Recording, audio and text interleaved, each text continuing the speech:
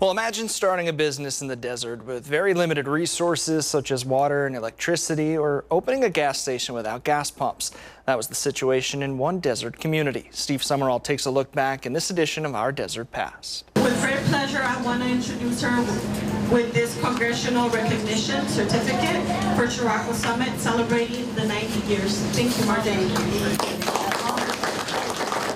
No, it's just been a way of life, and I've been here since 1938, pretty much off and on, and we've all, I have 3 siblings, and we've all worked in some capacity here. It was a lot of work. It was a lot of work, and they worked hard. And my mother was Norwegian from Minnesota. My father was from Alabama, Italian, and because they were both second generation, that they knew how to work. Margaret Chiriaco Richey fondly recalls her parents, Joe and Ruth Chiriaco, the pioneers who founded the desert landmark known as Chiriaco Summit. Their story begins in 1927 when Joe came out west from Alabama to see his home state's college team play Stanford at the Rose Bowl in Pasadena. But Joe never made it back home. Instead, he got a job. My dad worked for MWD in the late 20s. He was a civil engineer on the aqueduct, and then he decided he would like to start a business. Joe's job brought him to this area of the Mojave Desert, which was then known as Shaver Summit. There was nothing here, just desert, like you see, nothing. No water, no electricity. With rumors circulating about a new paved road between Indio and Phoenix, Joe saw the potential for a unique business opportunity. He began construction of a building that would house a gas station and general store. That business opened on August 15th, 1933.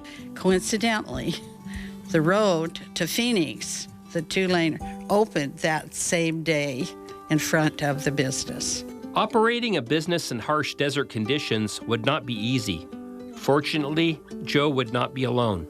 My mother was one of the first nurses in the Coachella Valley at the Indio Hospital. Her name was Ruth Bergseed, and she was a native Minnesotian of Norwegian descent. Joe had met her early during his land surveying days, and they were married on June 25th, 1934. The couple were quite content, raising their family and providing much-needed amenities to passing motorists. And he sold gas by the can. He just had a little store, no gas pumps. That came later. Then he had 2 gas pumps out in front of the little store, and they opened a diner when he married my grandma. So we had a lot of things to overcome. He did, and we existed on 1 gallon a minute of water. So we know about conservation here. The Chiriacos got their water from the nearby mountains in an area which is today known as the Joshua Tree National Monument. Well, a lack of water wasn't the only challenge faced by the Chiriacos when they moved here. Believe it or not, this area wouldn't have electricity until the 21st century. That's right. On June 21st of the year 2000, commercial power came to Chiriaco Summit courtesy of the Imperial Irrigation District. Before that, Joe and Ruth would get their power from 2 industrial-sized diesel generators. My Uncle Bob and my Grandpa Joe, they scrambled to keep the generator power going. And when it went out, we used to drive the vehicles around to the front of the diner and have the headlights on at night so we could get people out and turn off the grills and everything. Joe would see more business after he opened due to the Metropolitan Water District beginning construction on an aqueduct project that would carry Colorado River water to Los Angeles. Then World War II happened, and a very prominent public figure came to the desert. His name was General George S. Patton. He was here a short time, in 1942. Several months he came out to survey the land as a proper site for men to train for the North African invasion. The general started the Desert Training Center, which took up 18,000 square miles of the Mojave and Colorado deserts. Adjacent to the Chiriacos' business was Camp Young, the headquarters of the training center. Today, this is the location of the General George S. Patton Memorial Museum. We opened in 1988, November 11th, Veterans Day.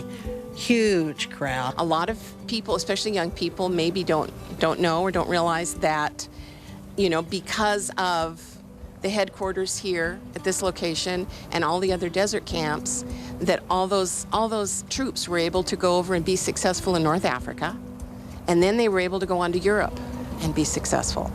In 1958, a rural branch of the U.S. Post Office opened, and this community changed its name from Shaver Summit to Chiriaco Summit. Joe and Ruth Chiriaco passed away in 1996, within months of each other.